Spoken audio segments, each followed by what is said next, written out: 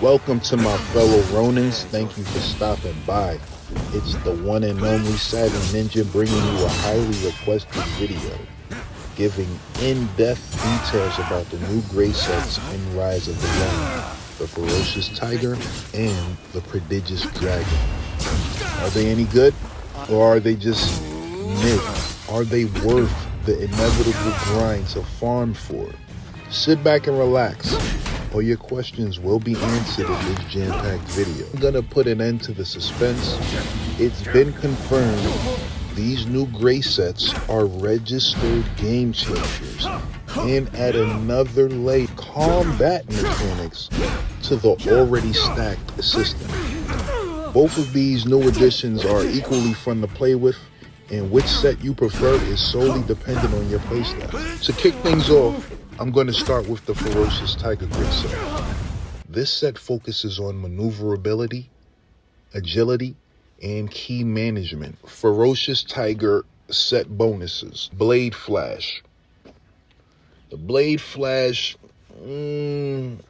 was definitely underwhelming. I'm not really a Blade Flash kind of guy. I maintain my key in other ways.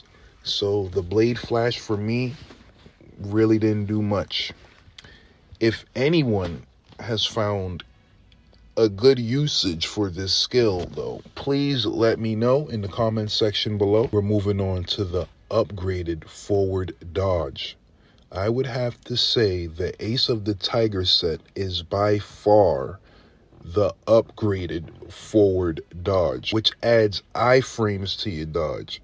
This is personally my favorite ability out of both gray sets. When paired with the Gecko IU, the potential mix-up in style meter goes from 4,000 to a 9,000 power level. Just like that. It's OP because of its versatility. It can be used offensively or defensively. After landing a successful counterspark, press circle immediately afterwards to perform the upgraded dodge. If it is utilized correctly, you can turn Midnight Mode into Nightmare Mode for the opposition. But wait, it's not over. That's right, we have options. The second way to use the upgraded dodge is after throwing a strike. After you throw a strike, press circle to perform the upgraded dodge. The mix-up possibilities are endless. You can perform it after throwing a shuriken. You can perform it after a counter spark. Any attack you throw can be followed up with the upgraded forward dodge. That is massive. For the third skill, we have attack up. Martial skill swap. This skill allows you to increase your damage based on the number of combat skills you use in a short period of time. Utilizing multiple stance switches and combat skills will raise your damage output by 2.5%. Keep in mind, this skill is stackable up to 5 times, giving you a max damage of 12.5%, which is pretty good. So get good with them stance switches and utilizing those combos, because it will definitely increase your overall damage output. Something to keep in mind. Last but not least, key regeneration. Allows you to regenerate ki by cleaning off your blade. The amount of ki you're able to regenerate is directly proportionate to the amount of blood you have on your blade.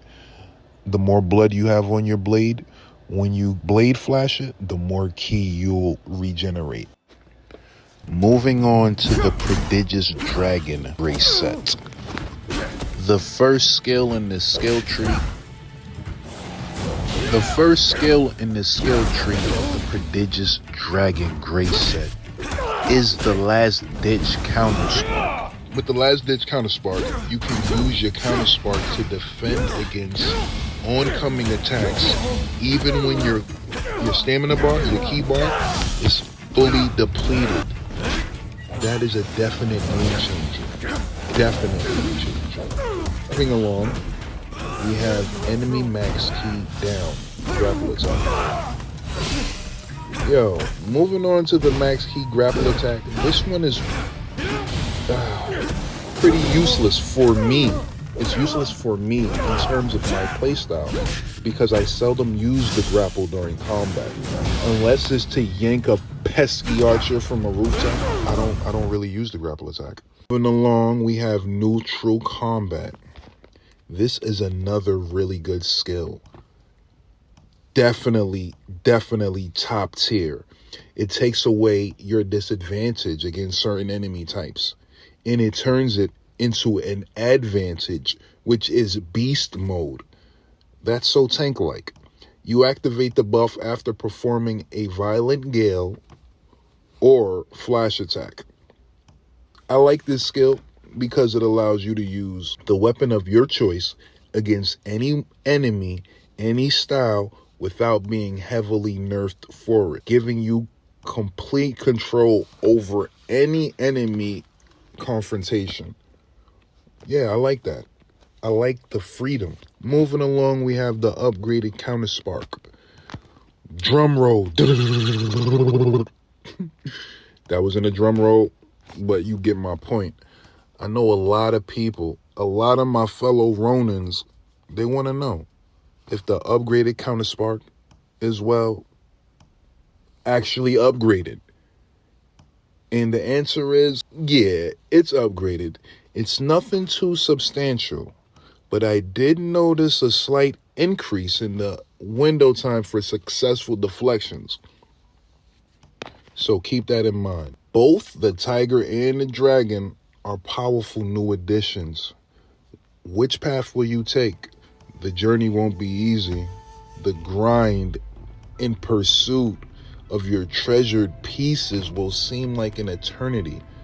So I have a method to help decrease the anxiety and expedite your search. You can thank me in the comment section below. Drop them likes. All right, back to the video. I highly suggest you equip Rioma's Cologne accessory, which will decrease the required armor pieces by 1 for set bonuses. This is a must-have for creating builds with multiple set bonuses. Additionally, you want to equip 2 pieces of Fortune's Favorite to increase your luck by 200 and boost your item drop rate.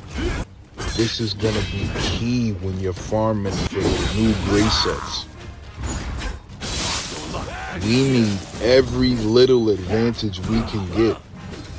Alright, after you do that, you're gonna head to the Testament of Souls located in your own house.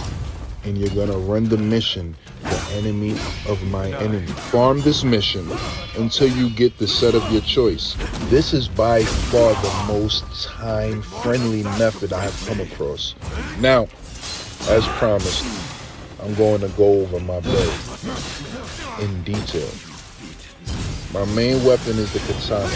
My sub-weapon is also the katana, allowing me to use an array of different styles since the latest update. Shout out to Team Ninja and the 105 patch.